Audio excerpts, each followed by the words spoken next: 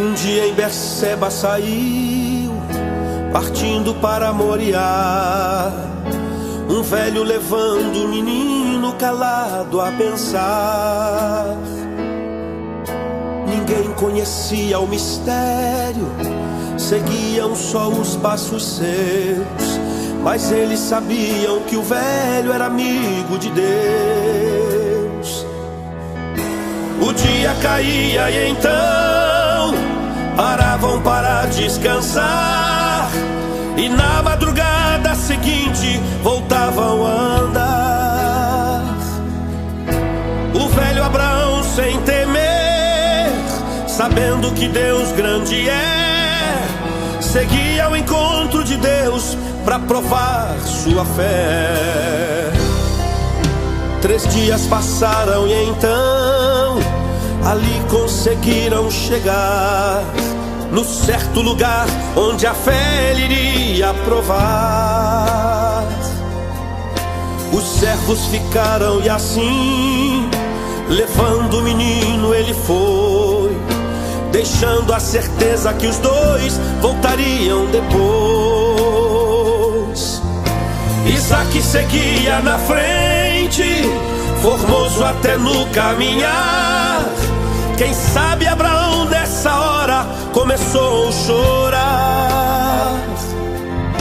Isaque perguntou: meu pai, cadê o cordeiro, onde está? Meu filho, cordeiro para si Deus proverá. Proverá, proverá. Meu filho, cordeiro para si Deus proverá. Proverá, proverá. Meu filho, cordeiro para si Deus proverá. O velho Abraão preparou com todo cuidado o altar, colocando a lenha em ordem para o fogo pegar. Pegou o menino e amarrou, deitou sobre o altar então. Estava bastante afiada uma arma na mão. O velho Abraão, pela fé, do plano de Deus não fugiu. Estava disposto a cumprir o que Deus lhe pediu. Mas com ele o anjo bradou: Abraão, não faças nada ao filho seu, porquanto agora eu sei que temes a Deus. Proverá, proverá. Irmão, a vitória pra ti Deus proverá. Proverá, proverá. Irmão, a vitória pra ti Deus proverá. Irmão, a vitória pra ti Deus proverá. Irmão, a vitória pra ti Deus proverá.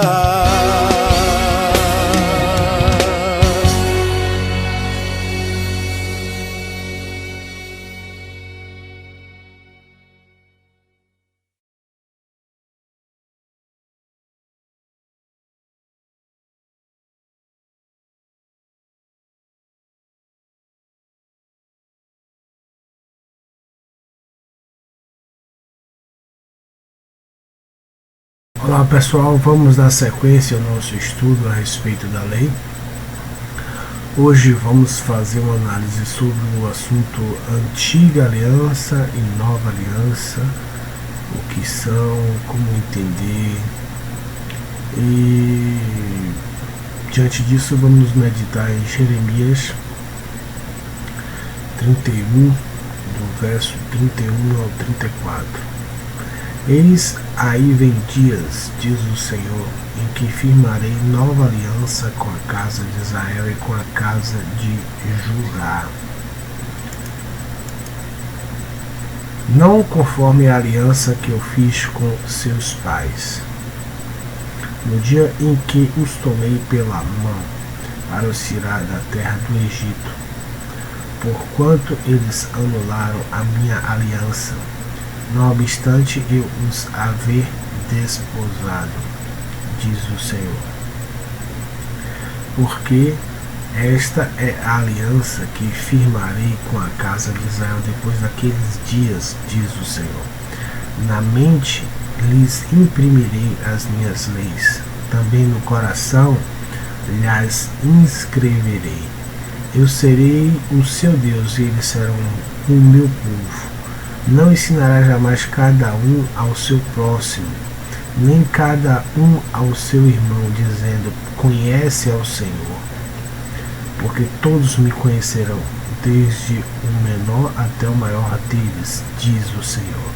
Pois perdoarei as suas iniquidades e dos seus pecados jamais me lembrarei. Então, o Criador, ele está falando, anunciando uma nova aliança, uma nova relação, não mais como a relação que ele estabeleceu e que todos nós vivemos.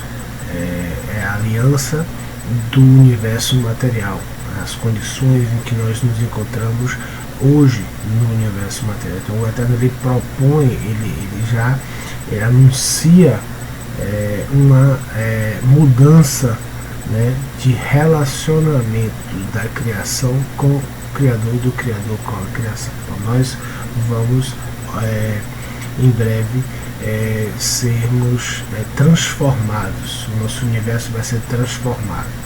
Então essa é a perspectiva da nova aliança, e a gente percebe que existe muita dificuldade diante do anúncio dessa mensagem. Então, nesse trecho do livro de Jeremias, podemos ver que uma nova aliança será feita e que essa nova aliança não será como a primeira. Mas o que é essa nova aliança? Como e quando ela se manifestará?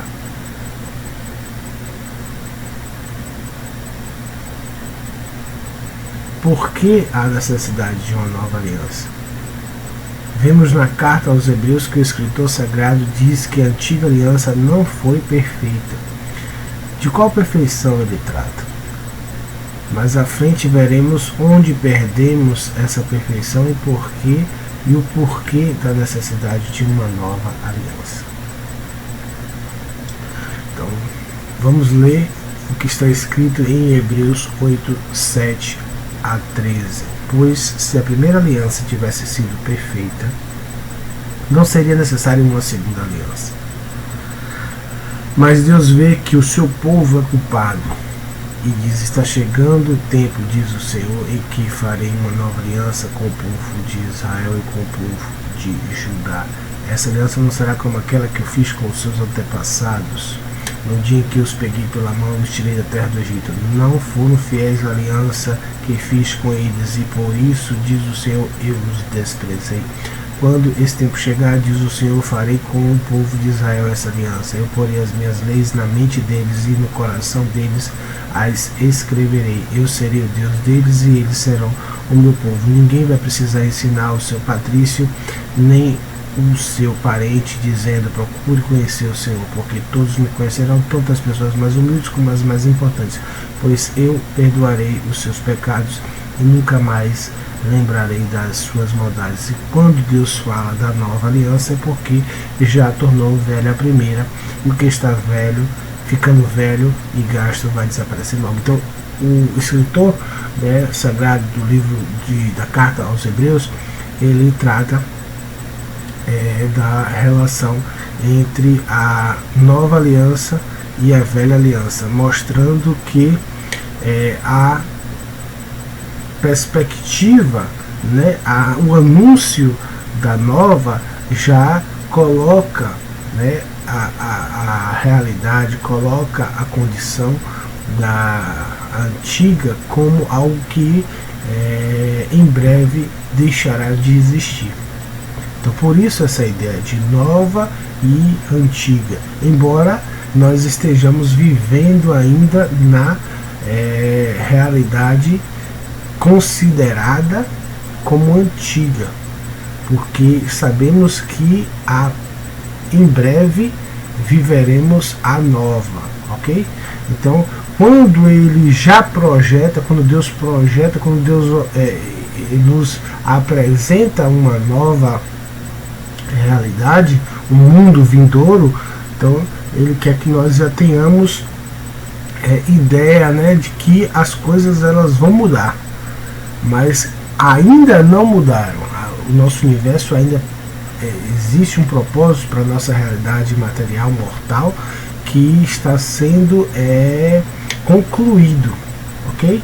Então as boas notícias a respeito do reino, elas falam não só da perspectiva futura, da realidade futura, mas ela fala dessa conclusão da aliança material, da vitória, né, do encerramento correto dos propósitos do Criador para esse universo e a transformação desse universo. Então, existe uma grande dificuldade, como existiu no passado, ainda existe hoje, quando as pessoas anunciam as boas notícias do reino, porque precisam anunciar tanto em relação à perspectiva material, que nós sabemos que um dia vai deixar de existir, porque vai ser transformada essa condição material mortal. Nós vamos adquirir uma condição imortal, né? E as pessoas muitas vezes desconsideram a nossa condição atual e querem já implantar uma realidade que não nos pertence, né? Ainda não nos pertence. Então, quando se reivindica essa realidade hoje, causamos confusão, conflito entre nova e antiga aliança, quando dentro dos planos do Eterno esse conflito não existe, porque é uma harmonia perfeita, ok? Então vamos dar sequência. Antes de mais nada, queremos deixar claro que Deus sempre teve um povo que o amou e serviu de coração. Então essa ideia de que porque na antiga aliança o povo não servia a Deus de coração, não servia a Deus com sinceridade, não tinha a lei de Deus em suas mentes, né? Isso é uma ideia errada. A perspectiva da nova aliança nos fala de um entendimento maior, de uma condição superior de existência, né, para que nós possamos de fato sermos considerados perfeitos diante dos propósitos que o Criador estabeleceu. Por quê, pessoal? A imperfeição que o autor de Hebreus diz que houve na antiga ou nessa aliança, nessa realidade de vida existencial, na nossa realidade existencial mortal, é o fato de que nós, como criaturas, não fomos criados para conhecermos o bem e o mal. Então, quando adquirimos conhecimento, ou desejamos, né, conhecer e praticamos atos que promovem a experiência, porque o conhecimento a que se refere o texto de Gênesis não é um conhecimento teórico, e sim um conhecimento prático, porque o conhecimento teórico já havia sido dado, mesmo que não fosse um conhecimento detalhado, mas o conhecimento do bem e do mal já era entendido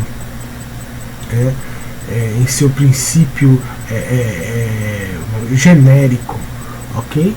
Ser bom e ser mal já eram algo que norteia todos os nossos atos, né? A própria existência. Não tem como você existir sem que você saiba o que é bom e o que é mal, né? Se comporte direito e a própria relação com o Criador tem que ser uma relação onde essas coisas elas são esclarecidas.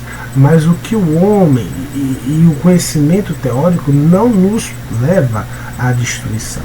Pelo contrário, ele nos produz vida, porque quando conhecemos o bem, praticamos o bem e conhecemos o mal e rejeitamos o mal, nós apenas somos abençoados, vivemos a felicidade plena. E essa era a realidade que Deus gostaria que nós vivêssemos. Essa era a perfeição que Ele tinha para nós, para esse universo.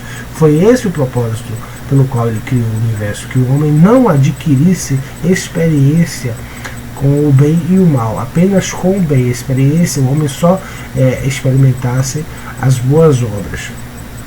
Mas o homem quis conhecer as obras do mal, e essas obras afetaram toda a perfeição material. E essa perfeição ela não poderia ser restaurada porque é uma escolha do homem conhecer. E se o Criador ele manipulasse essa escolha, ou se o Criador tornasse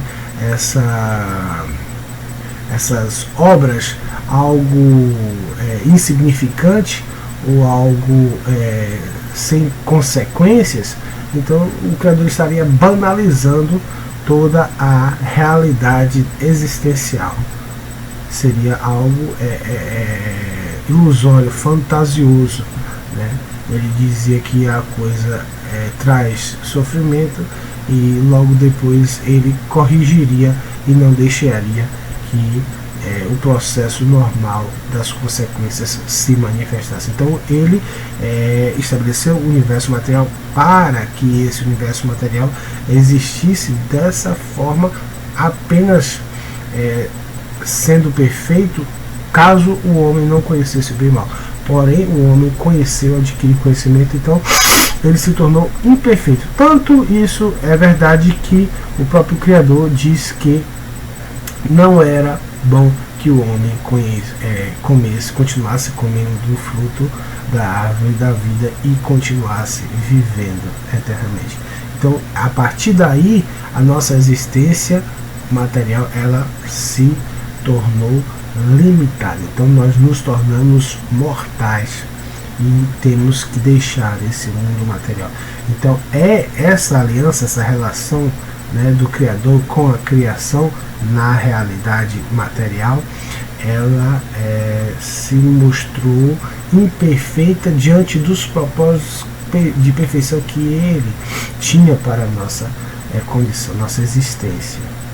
Ok? Então, por mais que nós obedecêssemos a aliança, né, o aspecto benéfico da relação, nós nos comportássemos de forma benéfica, já não satisfaríamos mais o Criador. Então, é nesse aspecto que a imperfeição se manifesta. Não é dizer que não existiam homens bons que tinham a lei de Deus no coração e que nós não temos a lei de Deus no coração. Nós temos, mas não mais no aspecto de perfeição, ok? Nós temos a lei de Deus guardada em nossas mentes, em nossos corações, mas não mais na forma perfeita como Ele gostaria que fosse, ou seja, livres de todas as consequências que uma experiência com o mal nos causou. Ok? Então Ele não se satisfaz mais com esse universo material, e por isso Ele projeta, Ele tem diante da sua misericórdia, do seu amor, Ele nos proporciona, nos oferta, nos oferece, né, nos agracia, nos dá, né, forma bondosa, né, uma nova condição existencial, que é a que estamos aguardando, que é a transformação do universo. E aí sim não seremos mais mortais, e sim seremos imortais. Ok? Então, queremos também dizer que sempre existiu a possibilidade da conversão para as nações, e como já falamos nos vídeos anteriores sobre a aliança de Deus, sua lei não é apenas para um povo privilegiado em detrimento de outros, ou até mesmo exaltando um povo ou considerando um povo como um povo diferente dos demais povos. A lei de Deus é a expressão da relação entre o Criador e a criação, toda a criação. O povo que desejou obedecer a Deus continuou próximo a Ele, enquanto as demais pessoas escolheram seguir os seus próprios caminhos. Portanto, nova aliança não foi estabelecida como um novo método para agregar os gentios, né, os estrangeiros, os distantes, né, os que estavam afastados do propósito inicial, ao povo que se manteve fiel, ok? Então, é um entendimento errado. Tanto dizer que nós não temos a lei de Deus no coração, nós não temos a lei de Deus em nossas mentes, e que por isso precisamos, um dia essa lei será colocada em nossos corações e nossas mentes.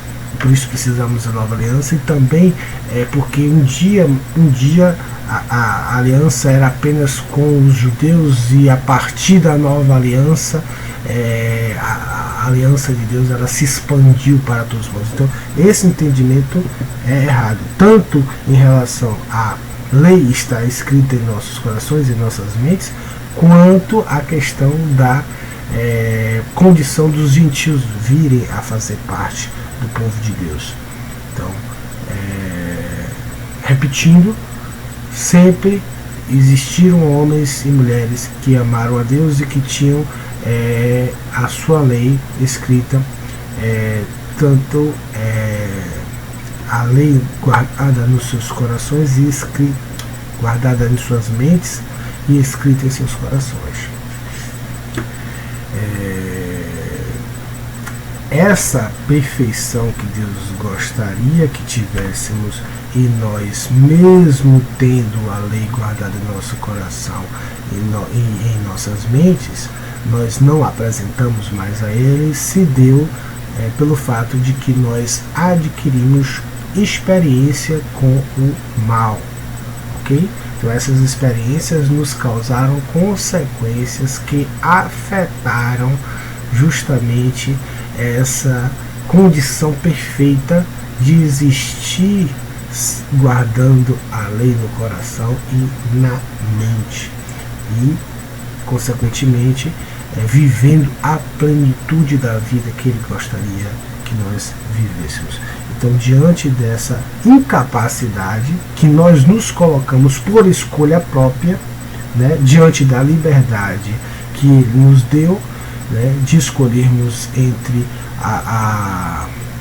o conhecer e não conhecer, o bem e o mal, nós escolhemos conhecer e, como consequência, decretamos o fim para a nossa existência no universo material. E esse fim é uma consequência da nossa do impedimento, né, da nossa escolha e do impedimento dele em relação ao fruto da árvore da vida. Então ele diz: não quero mais que vocês sejam imortais, porque o meu propósito para esse universo não era esse. Então eu disse a vocês que no dia que vocês comessem, no dia que vocês se interessassem e praticassem e experimentassem o conhecimento do bem e do mal, a prática, né, com o mal, vocês seriam afetados e, consequentemente, vocês deveriam e precisam morrer, ou seja, precisam deixar de existir nesse universo material para que eu possa manifestar realmente a condição que lhes permite ser e experimentar o conhecimento do bem e do mal sem que as consequências afetem a perfeição da qual eu exijo para a existência de um universo, ok? Muito se prega sobre evangelho, sobre abençoar, que significa boas notícias, né? Abençoar, o evangelho significa boas notícias, e muito se prega sobre essas boas notícias a respeito do reino de Deus. O evangelho é uma mensagem santa e muitas vezes mal compreendida. Muitas vezes mal compreendida. Então, a mensagem a respeito do reino, que esse reino ele está tanto hoje em nossa realidade material, como no porvir ele vai transcender para uma realidade imortal, uma nova realidade. Então a mensagem a respeito, as boas notícias a respeito do reino de Deus, elas não falam apenas da realidade futura, mas elas falam também da realidade atual que precisa ser completada, que precisa ser finalizada.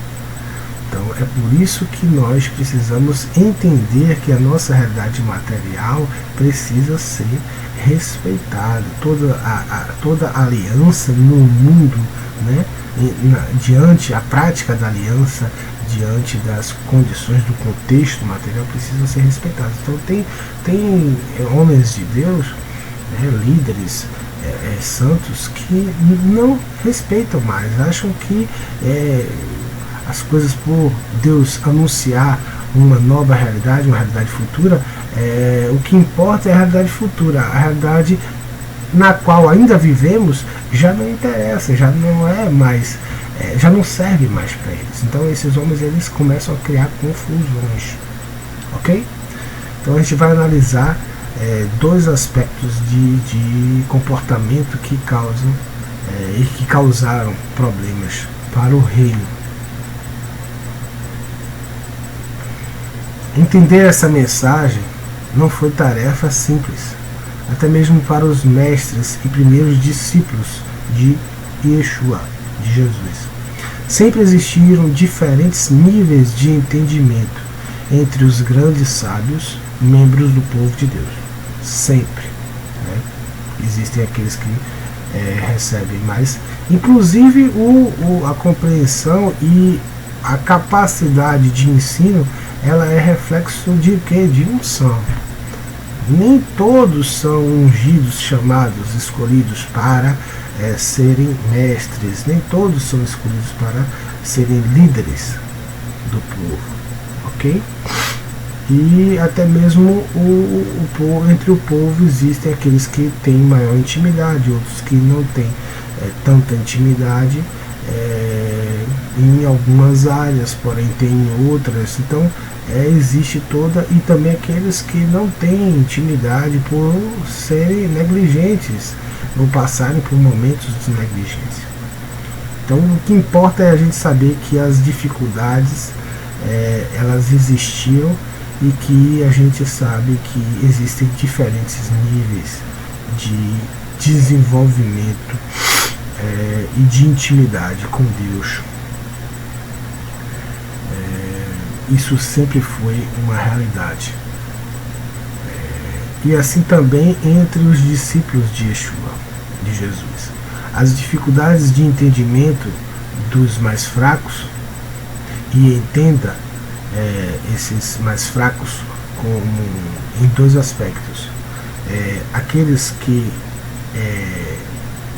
tentavam preservar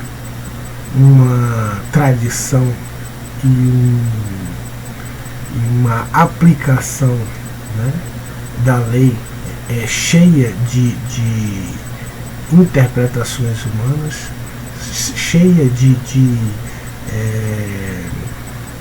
vícios humanos, cheias de erros, né, e mandamentos humanos como se fossem divinos.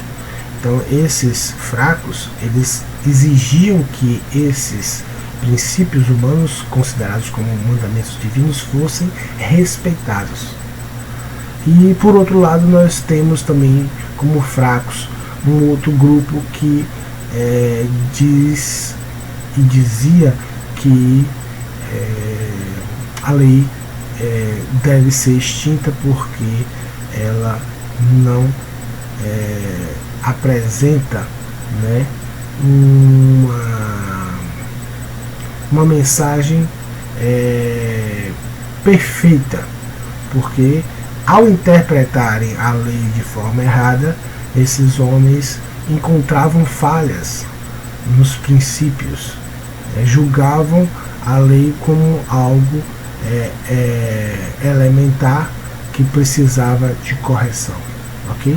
Então, ao analisar a lei em ambos os extremos, tanto como acrescentando mandamentos humanos como se fossem divinos e criando um fardo, né, e exigindo que esse fardo humano fosse respeitado, esses fracos criavam problemas em relação à mensagem, né, das boas notícias do reino.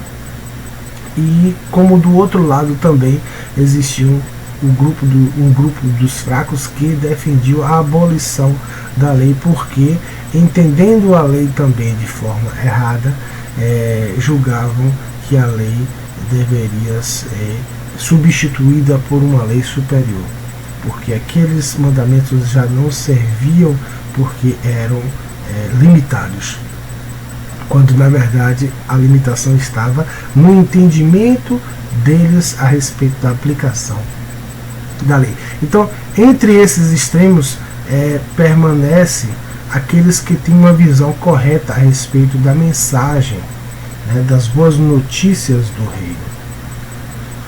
E esses grupos extremistas, eles criaram o cisma, né, a separação. E essas doutrinas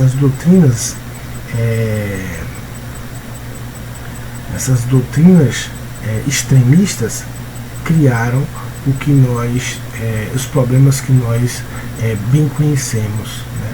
Alguns querem defender a lei e defender a lei e sua aplicação errada, e por isso acabam em confronto, em desarmonia com os outros que também interpretam a lei de forma errada, enxergam a lei de forma errada e a consideram como algo ultrapassado, que precisa ser melhorado, que precisa ser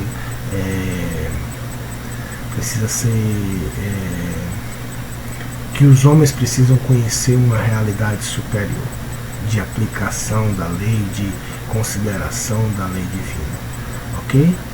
Então,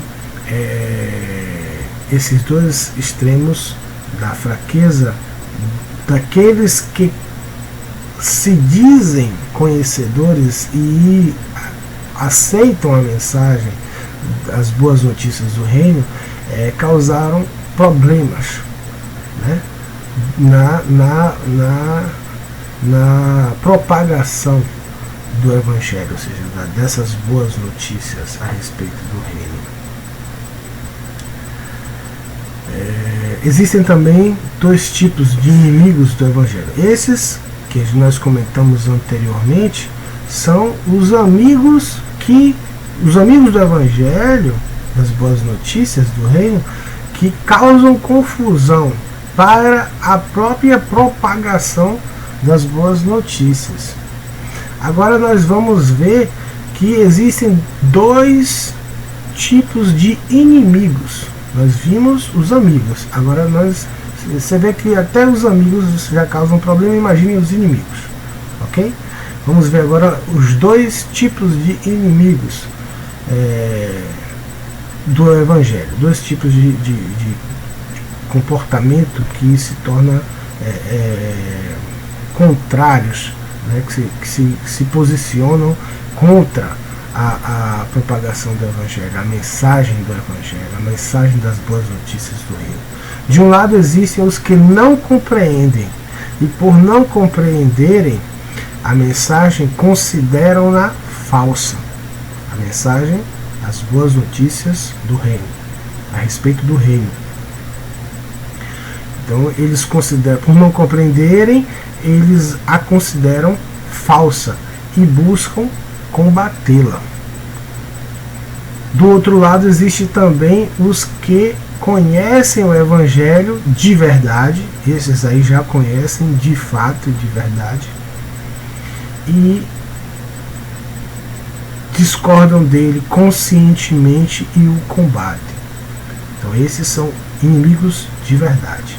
Os outros são inimigos porque não conhecem corretamente. Então julgam que conhecem e por entender errado eles consideram que deve ser combatida, essa mensagem deve ser combatida. Então vamos ver quem são esses que analisam de forma errada e que, embora se considerem inimigos do Evangelho, não podem ser considerados inimigos verdadeiramente, inimigos plenamente, porque eles ainda hão de conhecer a mensagem correta do Evangelho e vão concordar com ela.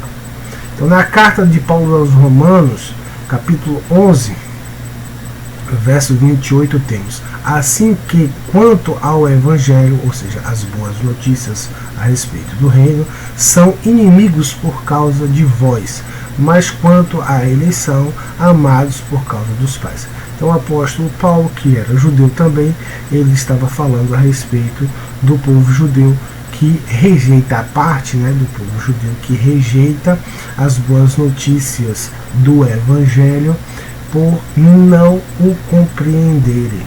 Então eles se tornam inimigos, né, de Deus, desse propósito de Deus, quanto à mensagem, né, do Evangelho.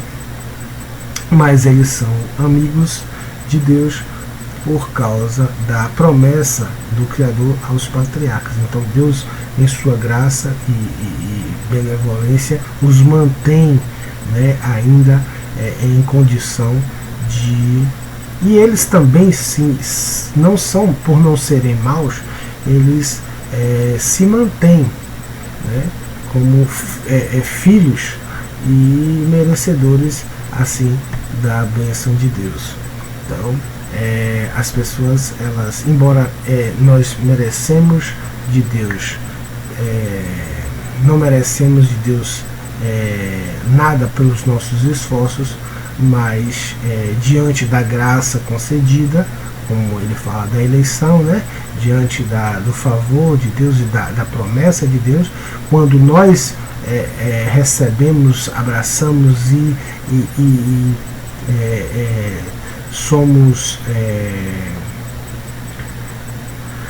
somos interessados, desejamos alcançar, né, a sua promessa, alcançar o que nos foi prometido, os seus propósitos. Então ele nos concede condições para que isso aconteça. Então isso acontece em relação ao povo judeu, que mesmo sendo contrário ao Evangelho, às boas notícias do Evangelho, mas eles permanecem sendo fiéis ao propósito do Criador diante da promessa em relação aos patriarcas. E Deus, ele não, vamos dizer, ele não interferiu de forma decisiva desde o princípio desse equívoco, porque ele tinha um propósito, né?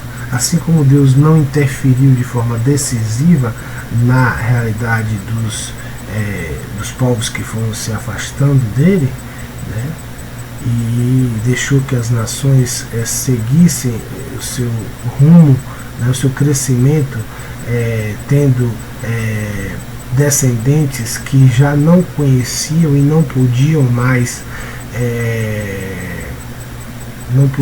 escolher de forma justa, né, um retorno, porque eles estavam distantes, eles não conheciam a Deus, então eles não tinham mais, vamos dizer assim, informações, né, para que pudessem fazer uma escolha correta diante do seguir ou não seguir a Deus. Então, da mesma forma como Deus ele não interferiu no início para salvar ou para condenar os gentios, Deus ele não interferiu decisivamente quando o povo judeu julgou errado a respeito, né, a questão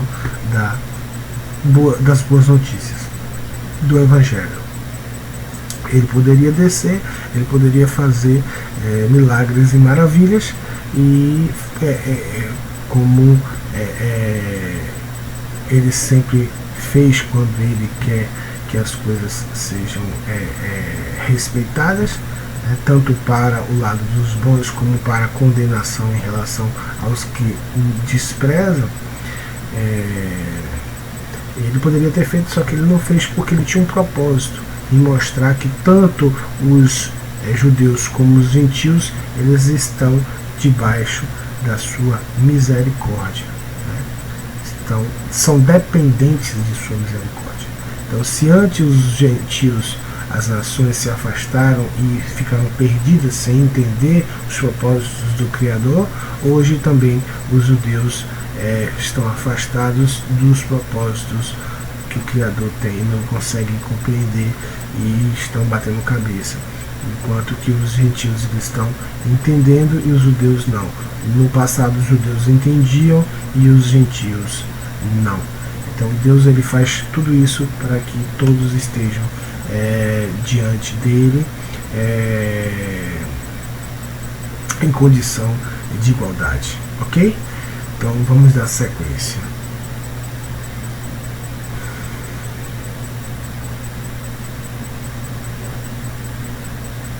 Então o apóstolo Paulo na carta, o apóstolo Pedro na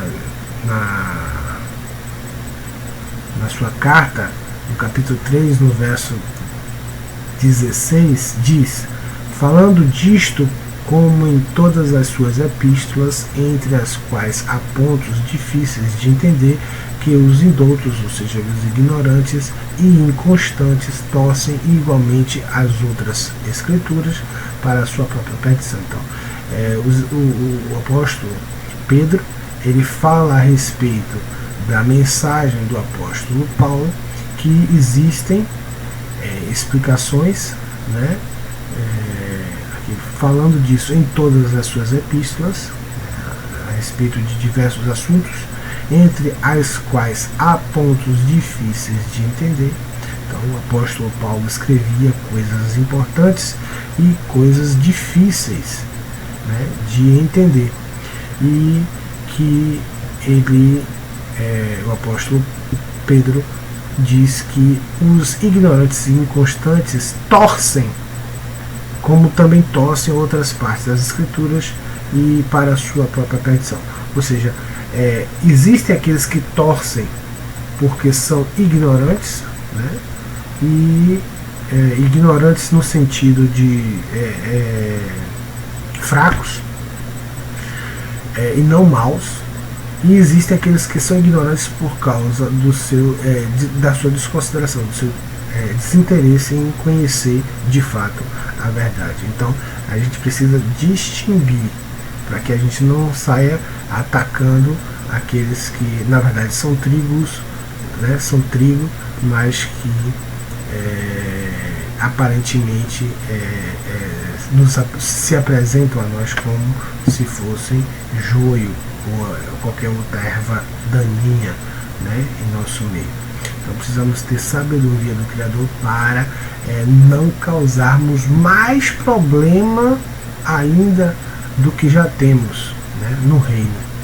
E isso aí foi uma constante durante os séculos, irmãos se atacando e prejudicando a nossa condição. É por isso que nós estamos hoje nessa realidade tão difícil para a humanidade. Sabemos que o Evangelho é boa notícia tanto para os que andavam próximos de Deus, como também para aqueles que andavam distantes dele. Então as boas notícias não são apenas boas notícias a respeito do futuro, né? Mas são boas notícias a respeito do nosso presente, da nossa realidade atual.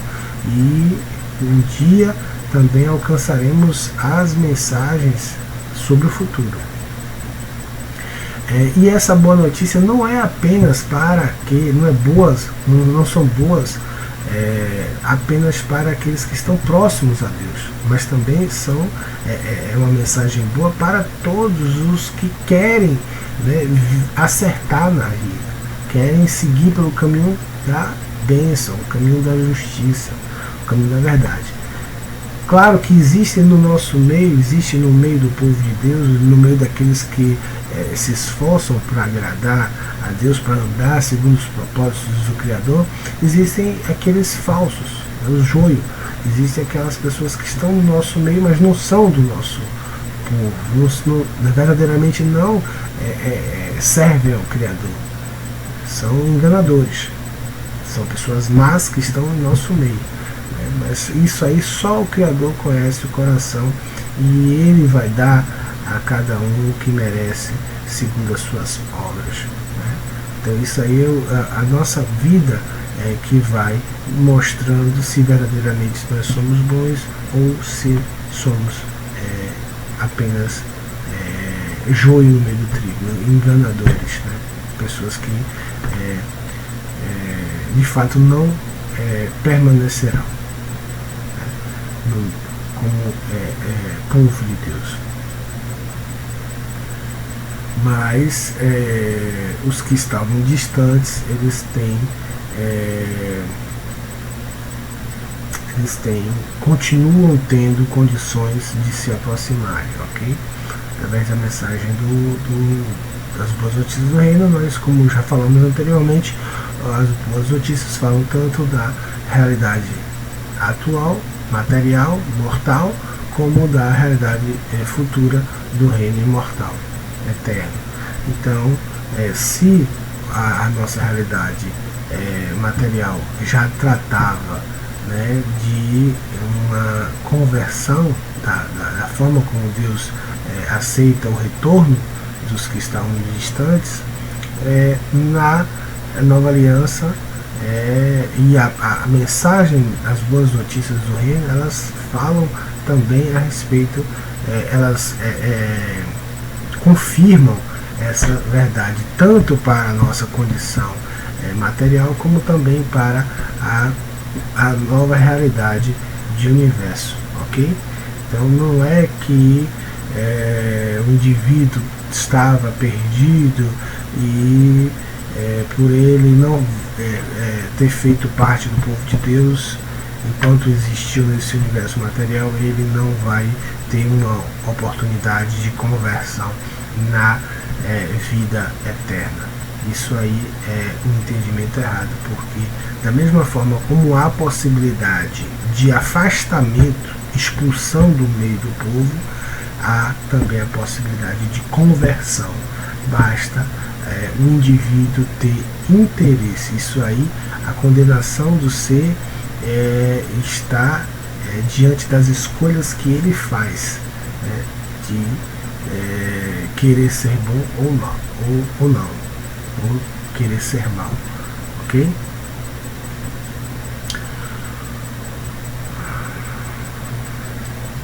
Então essas boas notícias, elas são agradáveis para todos aqueles que querem de fato conhecer a verdade e viver a verdade. Mas existem aqueles que, embora aparentem desejar a verdade, não verdadeiramente não se interessam pela verdade, e essas boas notícias que deveria ser considerada como boa, a eles é considerada como uma notícia ruim, né? As nações que haviam se afastado do Eterno, também chamados de gentios, estavam distantes e deveriam se converter à vida do reino. Então, isso aí a gente já sabe desde a realidade da antiga aliança, ou seja, da aliança em que nós vivemos como seres materiais. E é dessa aliança que fala o sacerdócio da ordem de Arão, porque nós somos sacerdotes mortais, nós somos homens mortais. Então, todos os homens, o sacerdócio retrata o sacerdócio mortal retrata a nossa realidade, né? Ele se assemelha, nós participamos, nós estamos unidos a eles na realidade material. Por isso que o autor de Hebreus também fala a respeito de um sacerdócio mortal e de um futuro sacerdócio imortal. Então, a diferença dos dois sacerdócios. Aí, quando ele diz assim, diante dessa mudança de sacerdócio, faz necessário também a mudança de lei. Não é que a verdade de Deus, a lei de Deus vai ser alterada, mas a aplicação da lei vai deixar o contexto material mortal para ser aplicado em contexto imortal, ok? Então, a lei vai ser mudada nesse aspecto de sua aplicação. A aplicabilidade da lei vai mudar, ou seja, o que antes era aplicado no universo material mortal vai deixar de ser aplicado, o que é mortal vai ser extinto e o que é imortal vai se manifestar. Então a lei vai ser aplicada nessa condição imortal, ok? O sacerdócio será um sacerdócio imortal e não mais um sacerdócio mortal, ou seja, os seres que executarão o sacerdócio não serão mais mortais, como nós somos e como foram os sacerdotes do passado, os homens do passado, ok?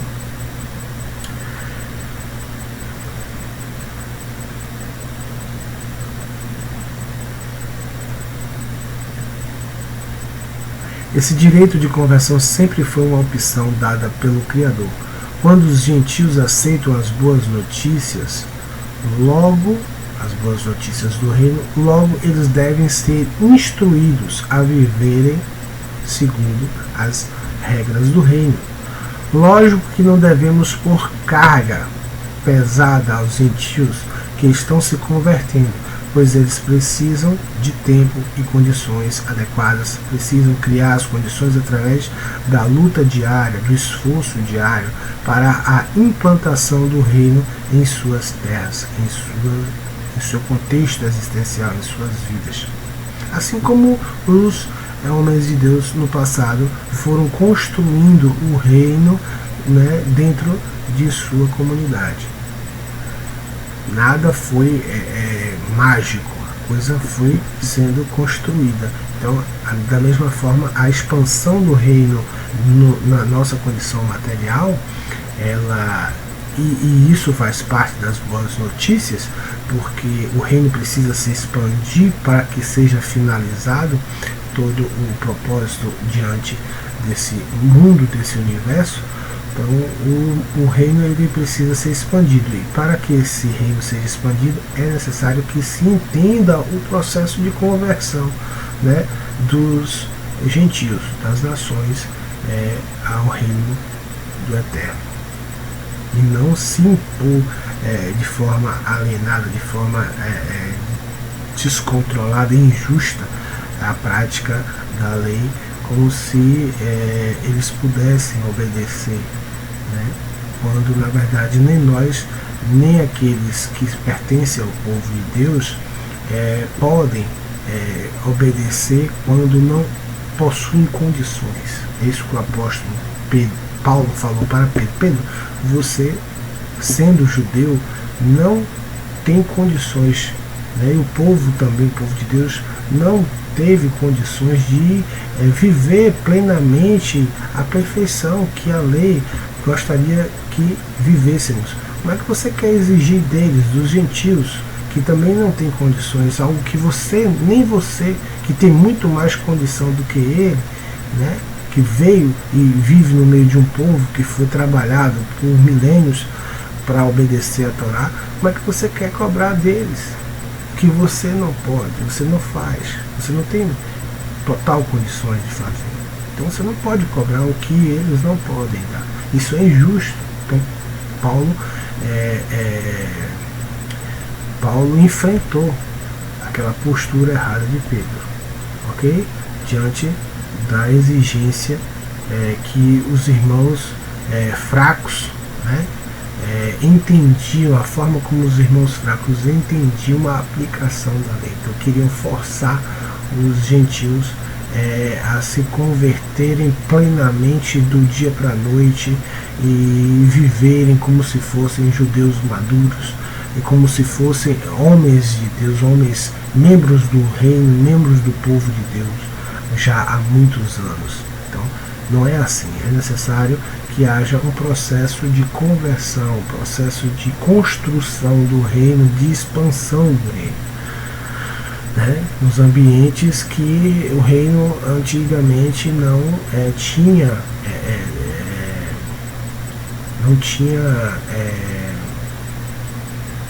tinha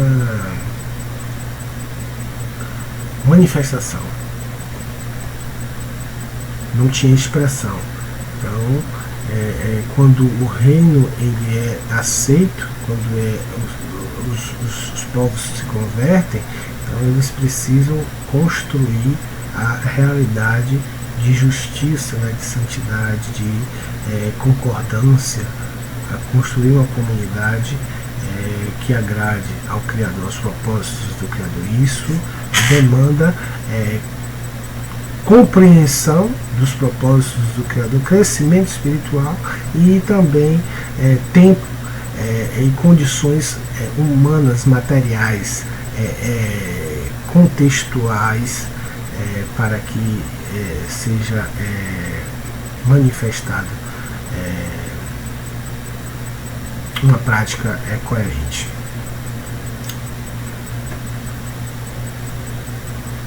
Então, lógico que não devemos pôr carga pesada aos gentios que estão se convertendo, pois eles precisam de tempo e condições adequadas, precisam criar as condições através da luta diária, do esforço, né, para a implantação do reino em suas terras.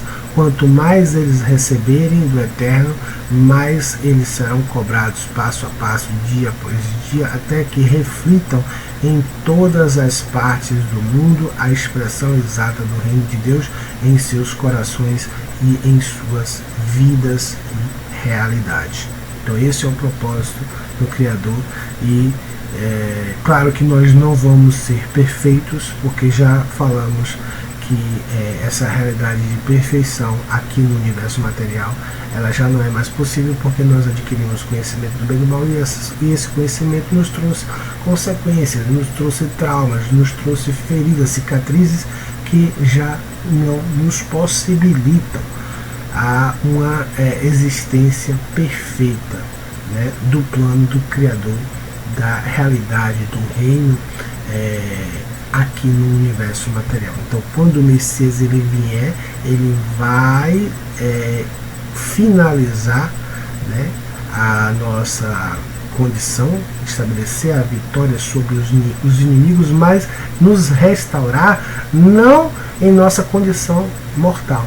Ele vai nos restaurar para uma condição plena, mas dentro de um outro universo, um universo imortal, um universo transformado, porque não podemos ser perfeitos a partir do momento em que nós adquirimos experiência, conhecimento com o mal, né?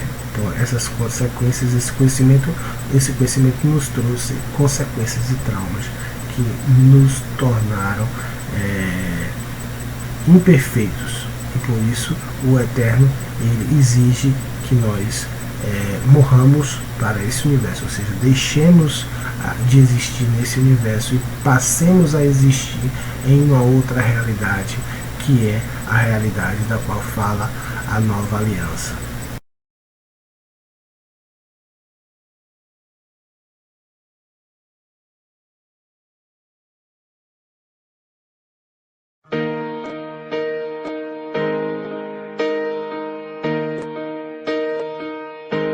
כשאני חושב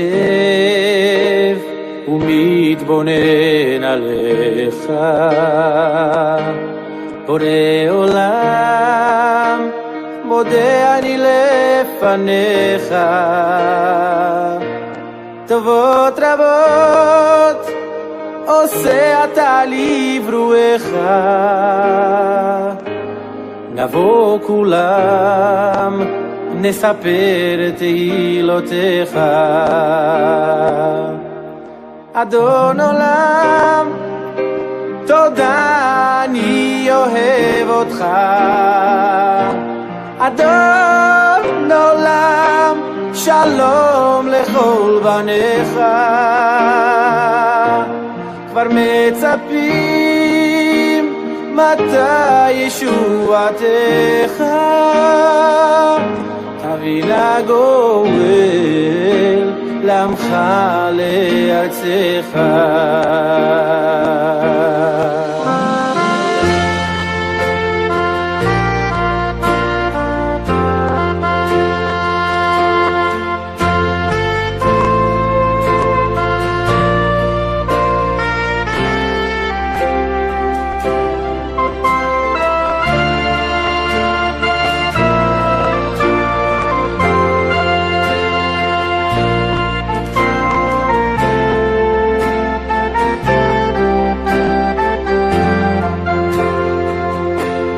אדון עולם, תודה, אני אוהב אותך.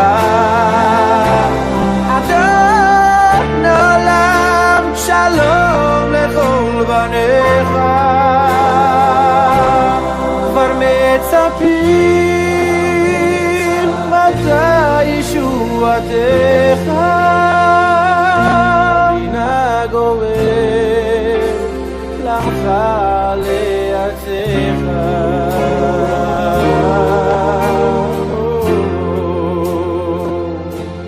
אדון עולם, תודה, אני אוהב אותך. אדון עולם, שלום לכל בניך. כבר מצפים מתי ישועתך. תביא לגואל לעמך לארצך. אדון עולם, תודה, אני אוהב אותך. אדון עולם, שלום לכל בניך. כבר מצפים מתי ישועתך. תביא לגואל לעמך לארצך.